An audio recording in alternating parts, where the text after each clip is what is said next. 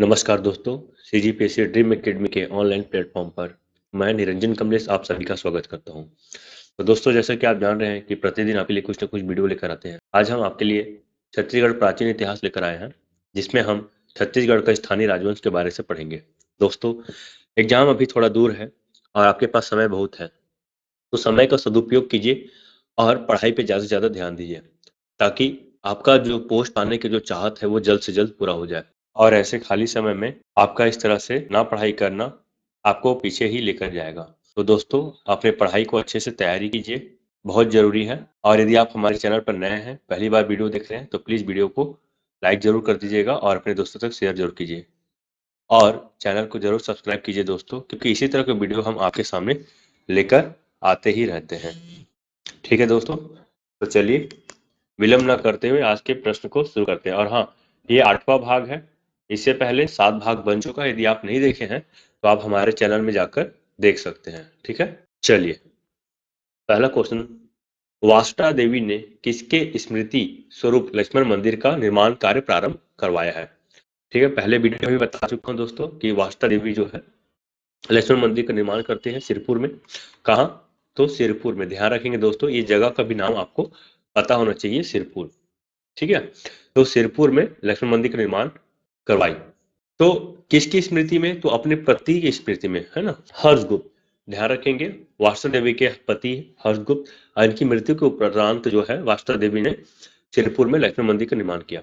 ये निर्माण कार्य अधूरा था, इसको पूरा करने वाले इनके बेटे हैं। इनका बेटा का नाम जो है महाश्रीगुप्त बालार्जुन। ध्यान रखेंगे, महाश्रीगुप्त बालार्जुन जो है सिरपुर के लक्ष्मण मंदिर का निर्माण कार्य को पूरा करवाया है। ठीक है, चलिए तो अगला क्वेश्चन और देख लेते हैं। ऑप्शन नंबर बी जो है सही है। अगला क्वेश्चन दोस्तों देखिए, रवि कीर्ति कृत ऐहोल प्रशस्ति पत्र में किस सोमवंशी शासक का वर्णन किया गया है? तो रवि कीर्ति, ध्यान रखेंगे, बहुत ही महत्वपूर्ण शासक है, दक्षिण भारत का शासक है। और इसकी जो ऐहोल प्रशस्ति है, इसमें जो है ना महाश्रीगुप्त बालार्जुन का वर्णन मिलता है। किसका वर्णन मिलता है? तो महाश्रीगुप्त बालार्जुन का वर्णन मिलता है। ठीक है, तो इसका सही उत्तर हो जाएगा ऑप्शन नंबर डी। दोस्तों, यदि आपको उत्तर पता है तो आप भी साथ ही साथ कमेंट बॉक्स में उत्तर देते चलिए। ऐसा लिखिएगा 122 का ए बी जो भी रहेगा। ठीक है, अब देखिए आपसे कितना क्वेश्चन बन पा रहा है। और वैसे क्वेश्चन दोस्तों वह क्वेश्चन है जो एग्जाम में आया हुआ है, और इस तरह का क्वेश्चन घुमा फिराकर कई बार किसी न किसी एग्जाम में देखने को मिलता है, और ज्यादातर व्यापम के एग्जाम में। ठीक है, तो यदि आप व्यापम की तैयारी कर रहे हैं दोस्तों, तो बहुत जरूरी है कि इस तरह के क्वेश्चन को आप ध्यानपूर्वक पढ़े और देखिए आपसे बन पा रहा है कि नहीं बन पा रहा है। ओके, चलिए अगला देखते हैं क्वेश्चन को। महाशिवगुप्त बालार्जुन से संबंधित सत्य कथन क्या है? देखिए, इसके समय सिरपुर बौद्ध धर्म का केंद्र था। तो हाँ, ये सही कथन है। यह कन्नौज नरेश हर्षवर्धन, ध्यान रखेंगे, कन्नौज नरेश हर्षवर्धन का समकालीन भी है, तो ये भी सही है। धर्म प्रति सहिष्णु था। ठीक है, इसके समय में बौद्ध धर्म, जैन धर्म, वैष्णव धर्म और स्वयं जो थे शिव धर्म के उपासक थे। तो इस तरह से ये सब धर्म देखने को मिलता है, तो धर्म के प्रति सहिष्णु भी थे। इसके राज मुद्रा में नदी जिसे परमेश्वर कहा जाता था अंकित है, तो ये भी सही है। तो यानी कि इसका जो कथन जो है सभी के सभी सही है। ऑप्शन नंबर डी उपरोक्त सभी। ध्यान रखेंगे, ये सीजीपीएससी में आया हुआ क्वेश्चन है दोस्तों, और सीजीपीएससी का अभी जो नया ट्रेंड देखने को मिल रहा है वो ज्यादातर इसी प्रकार के स्टेटमेंट बेस्ड रहता है। ठीक है, तो आपको वन लाइनर फैक्ट नहीं पढ़ना, उसके बारे से जितना डायमेंशन है सारा डायमेंशन को लेकर आपको पढ़ना है। ठीक है, चलिए अगला क्वेश्चन देखते हैं। महाशिवगुप्त बालार्जुन का ताम्रपत्र सिरपुर से प्राप्त हुआ है, इनकी संख्या कितनी है?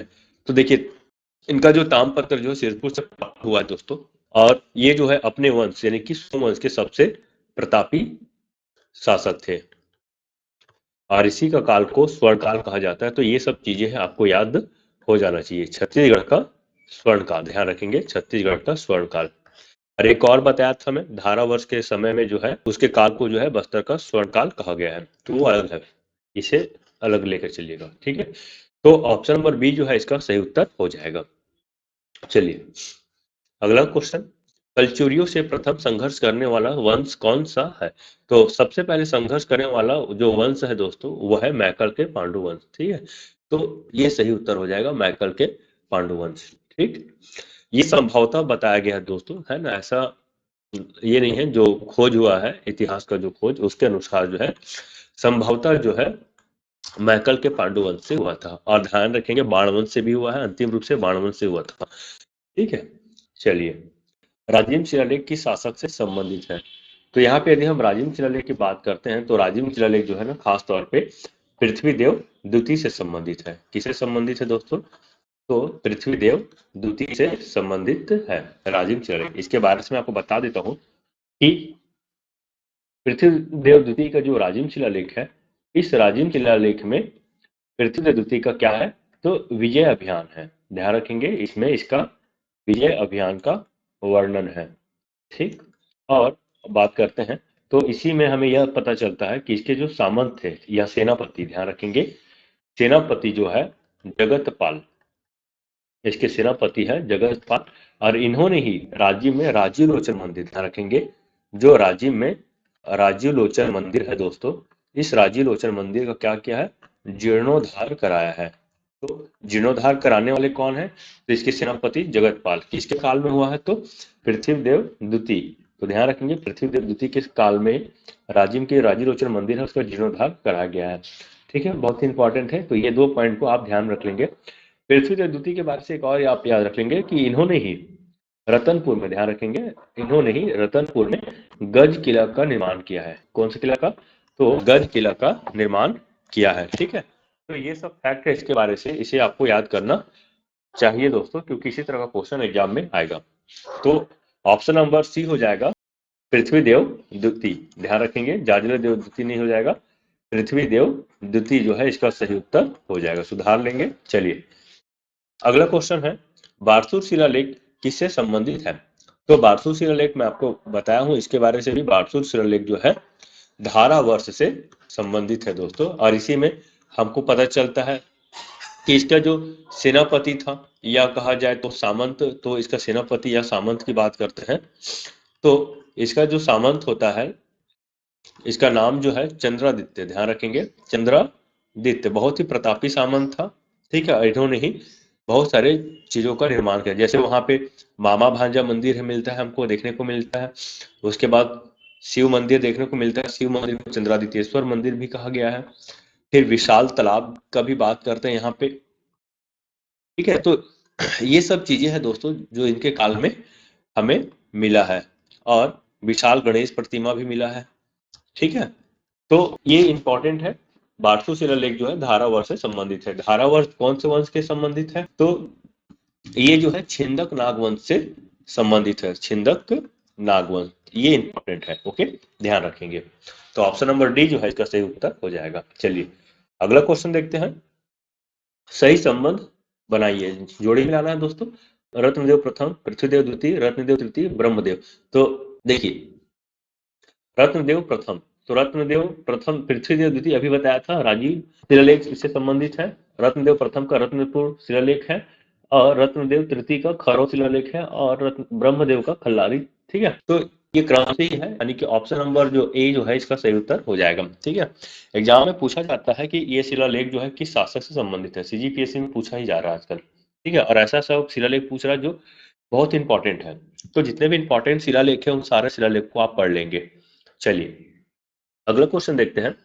कोसगई है ना, ये कोसगई मतलब छुरी कोसगई, कोरबा वाला ना, ध्यान रखेंगे छुरी, छुरी कोसगई शिलालेख किस शासक से संबंधित है? तो छुरी कोसगई जो शिलालेख है वो बहारेंद्र, ध्यान रखेंगे बाहर साय नहीं, इसको बहारेंद्र साय, ध्यान रखेंगे बहारेंद्र साय भी कहा जाता है। तो इससे जो है ये संबंधित है।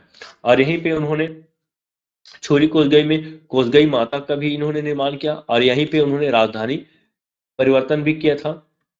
ठीक है, यहाँ पे कोसगई माता का निर्माण किया, फिर यहाँ पे अपना जो है राजधानी भी ये लेकर चले गए थे और यहीं पे जो है अपना खजाना भी यहीं पे, मतलब जो राजकोष से संबंधित जो चीजें हैं वो यहाँ पर ले गए थे। ओके, तो ये सब चीजें हैं, हालांकि अल्पकालीन ही बाद में वापस रतनपुर ही आकर लौट आए थे। ठीक है, तो ऑप्शन नंबर डी जो है इसका सही उत्तर हो जाएगा बहारेंद्र शाय। चलिए, अगला क्वेश्चन है कांकेर शिलालेख किस शासक का है। तो किस शासक का है? तो कांकेय शिलालेख जो है दोस्तों वो है भानुदेव से संबंधित है। ठीक है, ध्यान रखेंगे, जरूरी नहीं कि कोई एक शिलालेख जो है एक ही शासक से संबंधित हो, वो एक या दो या अधिक शासक से भी संबंधित हो सकता है। ठीक है, मतलब उसके जानकारी देखिए, शिलालेख जारी करता अलग होता है, जारी करना अलग होता है, और उस शिलालेख में किन किन राजाओं का जानकारी हमें प्राप्त होता है वो अलग होता है। तो ये दोनों दृष्टि से आप देखेंगे जब भी इस तरह का क्वेश्चन आएगा तब। ओके, चलिए, एक और इंपॉर्टेंट न्यूज है दोस्तों, ध्यान रखेंगे, यदि आप छत्तीसगढ़ उप निरीक्षक या शिक्षक भर्ती परीक्षा की तैयारी कर रहे हैं तो आप हमारे सीजीपीएस ड्रीम एकेडमी के संस्थान से चाहे तो आप टेस्ट सीरीज ले सकते हैं। ये टेस्ट सीरीज जो है बहुत ही कम फीस में रखा गया है दोस्तों, 199 रुपीज है। ठीक है, यदि आप इसको लेते हैं तो कुल 10 टेस्ट आपको मिलेंगे। ठीक है, टेस्ट जो संख्या रहेगी 10 टेस्ट रहेगा। यदि आप उप निरीक्षक की बात कर रहे हैं तो 100 मार्क्स का क्वेश्चन रहेगा, टाइम टेबल आपको मिल जाएगा यदि आप और जानकारी चाहिए तो। ठीक है, तो ये 10 टेस्ट रहेगा, 100 क्वेश्चन का रहेगा, और लास्ट का जो 4 टेस्ट है वो मॉडल टेस्ट रहेगा, ये 150 नंबर का आएगा। इसी प्रकार शिक्षक भर्ती में हम देखेंगे तो शिक्षक भर्ती में भी 150 नंबर का क्वेश्चन होता है, तो 4 मॉडल टेस्ट इसमें भी है। तो बहुत ही इंपॉर्टेंट दोस्तों, आप अपनी तैयारी को परखिए, कैसा आपका तैयारी चल रहा है। टेस्ट सीरीज लेना बहुत ही जरूरी है। यदि आपको इससे संबंधित और जानकारी चाहिए तो आप हमसे कॉल भी कर सकते हैं। हमारा जो संपर्क नंबर है वो है 8305843617 या 6265544679 पे भी आप कॉल कर सकते हैं या तो व्हाट्सएप कर सकते हैं। ठीक है, तो ये छोटा सा जानकारी था। चलिए देखते हैं, मड़वा महल शिलालेख किस शासक से संबंधित है? तो मड़वा महल जो शिलालेख है दोस्तों ये रामचंद्र देव से संबंधित है। तो इसका जो सही उत्तर हो जाएगा ऑप्शन नंबर सी, रामचंद्र देव। चलिए अगला क्वेश्चन देख लेते हैं, दंतेवाड़ा शिलालेख का संबंध किस शासक से है? तो दंतेवाड़ा जो शिलालेख है दोस्तों बहुत ही इंपॉर्टेंट शिलालेख है, जो कि नल वंश से संबंधित महत्वपूर्ण जानकारी देते हैं। कौन सा वंश? तो नल वंश। तो ध्यान रखेंगे, नल वंश से संबंधित जो है हमें बहुत ही महत्वपूर्ण जानकारी मिलता है दंतेवाड़ा शिलालेख से। ठीक, तो इसका जो सही उत्तर हो जाएगा अन्नम देव। और अन्नम देव की बारे से बात करूं तो अन्नम देव जो है संस्थापक है। ठीक है, नल वंश के संस्थापक है अन्नम देव। ओके, इन्होंने 1324 ईस्वी में नल वंश की स्थापना करता है। इस चीज को आप ध्यान रखेंगे। और इसकी जो प्रथम राजधानी थी, ठीक, प्रथम राजधानी की हम बात करते हैं तो वो है अन्नम देव का मंदोता। ठीक है, और इन्होंने छिंदक नागवंशियों से शासन छीना था। ठीक है, मंदोता। देखिए, तो दंतेवाड़ा शिलालेख ध्यान रखेंगे, तो दंतेवाड़ा जो शिलालेख है, ये जो शिलालेख की हम बात करते हैं दंतेवाड़ा का, ठीक, तो दंतेवाड़ा शिलालेख में हमें कुछ महत्वपूर्ण जानकारी मिलती है। ये जो दंतेवाड़ा शिलालेख जो है ना कहाँ से प्राप्त हुआ था उसको ध्यान रखेंगे। सबसे पहले तराला नामक गांव से। कहाँ से? तराला नामक गांव से। और यहीं पे दंतेश्वरी मंदिर भी है दोस्तों, ध्यान रखेंगे। और ये जो दंतेवाड़ा शिलालेख या तराला गांव जो है संखनी डंकनी नदी पर है। ध्यान रखेंगे, दंतेवाड़ा शिलालेख से हमें यह प्राप्त जानकारी मिलती है कि तराला नामक गांव में जो है दंतेश्वरी मंदिर का निर्माण भी हुआ था। ठीक है, और दंतेश्वरी मंदिर का निर्माण जो हुआ है वो संखनी डंकनी नदी के संगम पर हुआ है। ठीक है, पहले दंतेश्वरी मंदिर को मणिकेश्वरी देवी मंदिर के नाम से भी जाना जाता था। तो ये बहुत ही इंपॉर्टेंट है दोस्तों, दंतेवाड़ा शिलालेख में खास तौर पे हम बात करते हैं तो इस वंश की जानकारी प्राप्त होते हैं। और यहाँ पे ये भी जानकारी प्राप्त होता है कि दंतेश्वरी मंदिर का स्थापना अन्नम देव ने किया था। ओके, चलिए, तो इसका सही उत्तर हो जाएगा ऑप्शन नंबर ए। चलिए अगला क्वेश्चन देखते हैं, सही संबंध बनाइए। तो मैकल पांडु वंश है ना, तो मैकल पांडु वंश क्या हो जाएगा? राजर्षि तुल्य वंश, बाण वंश, फणिनाग वंश, और इसकी राजधानी है, मिलाना है दोस्तों हमको। ओके, तो मैकल का पांडु वंश जो है अमरकंटक हो जाएगा। राजर्षि तुल्य कुल आरंग है, आरंग तामपत्र जो भी है इसे जानकारी प्राप्त होती है। बाण वंश पाली यानी कि कोरबा, फणिनाग वंश कवर्धा से। ठीक है, तो ये इस तरह से है। तो एक का 4, 2 का 3, ये 3 का 2, फिर 1, मतलब ये उल्टा चल रहा है, 4 3 2 1। ऑप्शन नंबर बी जो है इसका सही उत्तर हो जाएगा।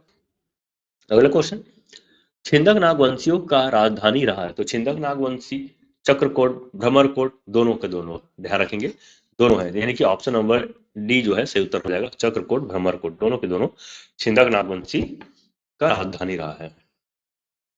चलिए अगला क्वेश्चन, राजिम शिलालेख का निर्माण किसने करवाया था? तो राजिम शिलालेख का निर्माण जो है बिलासतुंग ने करवाया था। ठीक है, तो बिलासतुंग का जो है राजिम शिलालेख है। अब बिलासतुंग ने ही राजिम में राजीव लोचन मंदिर का निर्माण किया। राजीव लोचन मंदिर का निर्माण कराने वाला जो बिलासतुंग ही है। ओके, चलिए अगला क्वेश्चन देखते हैं। छत्तीसगढ़ की एकमात्र महिला शासिका, तो महिला शासिका जो है वो है प्रफुल्ल कुमारी देवी। ठीक है, प्रफुल्ल कुमारी देवी जो है छत्तीसगढ़ की एकमात्र महिला शासिका है और ये जो है नल वंश से संबंधित है, ध्यान रखेंगे। पिछले बार एग्जाम में सीजीपीएससी के इसी से संबंधित क्वेश्चन पूछा गया था। ठीक है, वो भी कूट में था। तो पढ़ते रहेंगे दोस्तों। चलिए आगे देखते हैं। घटी पौनी प्रथा जो स्त्री विक्रय से संबंधित है। ठीक है, इसमें क्या होता है दोस्तों, कलार, सुंडा, धोबी और पंद्रा, तो ये चार जनजाति है या फिर चार जाति है। यदि ये स्त्री जो है विधवा हो जाती है तो इसका जो है विक्रय कर दिया जाता है। ठीक है, अघटी पौनी का मतलब होता है कुटुंब की बहाली। ठीक, कुटुंब की बहाली। तो कुटुंब की बहाली के लिए क्या किया जाता था, इन स्त्रियों का क्या होता था, क्रय विक्रय किया जाता था। इसके लिए बोली लगता था, ध्यान रखेंगे, इसके लिए बोली लगता था। और ये जो घटी पौनी प्रथा जो है वो हमें रुद्र प्रताप देव इसके शासनकाल में हमें देखने को मिलता है। और इसका जो सही उत्तर हो जाएगा रुद्र प्रताप देव। ठीक, रुद्र प्रताप देव के यदि हम काल की बात करते हैं, शासन काल की, तो 1891 से 1921 ईस्वी तक का इनका शासन काल है। ठीक है, ध्यान रख लेंगे। चलिए अगला क्वेश्चन, छत्तीसगढ़ की प्रथम विद्रोहिणी किसे कहा जाता है। ठीक है, तो छत्तीसगढ़ के यदि हम प्रथम विद्रोहिणी की बात करते हैं दोस्तों, तो छत्तीसगढ़ की प्रथम विद्रोहिणी जो है वो है रानी चुरिश। ठीक, ऑप्शन नंबर बी जो है इसका सही उत्तर हो जाएगा। चलिए अगला क्वेश्चन देखते हैं। किस ब्रिटिश अधिकारी ने अपनी रिपोर्ट घटी पौनी प्रथा का उल्लेख किया था। ठीक है, रिपोर्ट में ध्यान रखेंगे, रिपोर्ट में घटी पौनी प्रथा का उल्लेख किया था, तो वह है मिस्टर चैपमैन। तो ऑप्शन नंबर ए जो है इसका सही उत्तर हो जाएगा। चलिए अगला क्वेश्चन, जगदलपुर को चौराहों का शहर बनाने का श्रेय किस शासक को जाता है। ठीक है, तो इसका जो सही उत्तर हो जाएगा वो है रुद्र प्रताप देव। बहुत इंपॉर्टेंट शासक है दोस्तों, ध्यान रखेंगे रुद्र प्रताप देव को जगदलपुर को चौराहों का शहर कहा जाता है। तो ऑप्शन नंबर डी जो है इसका सही उत्तर हो जाएगा। और इसका जो शिक्षा दीक्षा की यदि हम बात करते हैं तो ये जो है राजकुमार कॉलेज, ध्यान रखेंगे, राजकुमार कॉलेज। तो राजकुमार कॉलेज जो है यहाँ इन्होंने शिक्षा प्राप्त किया था। इसी के शासन काल में बताया मैं हट्टी पौनी प्रथा देखने को मिलता है। ठीक, तो ये इंपॉर्टेंट है। और एक और है, अंग्रेजों ने से उपाधि दी थी, ध्यान रखेंगे, एक उपाधि उपाधि जो है इसको प्राप्त हुआ था, वो है सेंट ऑफ जेरूशलम। ध्यान रखेंगे, सेंट ऑफ जेरूशलम। तो सेंट ऑफ जेरूशलम की उपाधि अंग्रेजों ने इसे दिया था। क्यों दिया था दोस्तों, तो इन्होंने ही प्रथम विश्व युद्ध में, ध्यान रखेंगे, प्रथम विश्व युद्ध में अंग्रेजों की सहायता किया था, पैसा दिया था। ठीक है, तो ये इंपॉर्टेंट है। ओके, चलिए अगला क्वेश्चन देखते हैं। सेंट ऑफ जेरूशलम की उपाधि प्राप्त करता शासक है, तो वही है रुद्र प्रताप देव। ठीक है, इसका शासनकाल मैंने आपको बताया था 1891 से 1921 है। ओके, चलिए तो दोस्तों यहीं तक था हमारा वीडियो कैसा लगा जरूर कमेंट करके बताइए। वीडियो पसंद आता है तो लाइक कीजिए और अपने दोस्तों से शेयर कीजिए। चैनल पर नए हैं तो आप चैनल को जरूर सब्सक्राइब कर लीजिए, क्योंकि इसी तरह का वीडियो आपको देखने को मिलता रहेगा। अभी हम छत्तीसगढ़ का इतिहास पढ़ रहे हैं, भूगोल भी पढ़ेंगे। ठीक है, जनजाति कला संस्कृति और जनजातियों के बारे से भी पढ़ेंगे। तो पूरा छत्तीसगढ़ से जितने भी इंपॉर्टेंट टॉपिक है वो सारा चीज मैं लेकर आऊंगा। तो चैनल को जरूर सब्सक्राइब कीजिए दोस्तों, और मिलते हैं एक नई वीडियो के साथ। तब तक के लिए बाय बाय, मस्त रहिए और मस्त पढ़िए और पढ़ते ही रहिए दोस्तों। ओके, चलिए।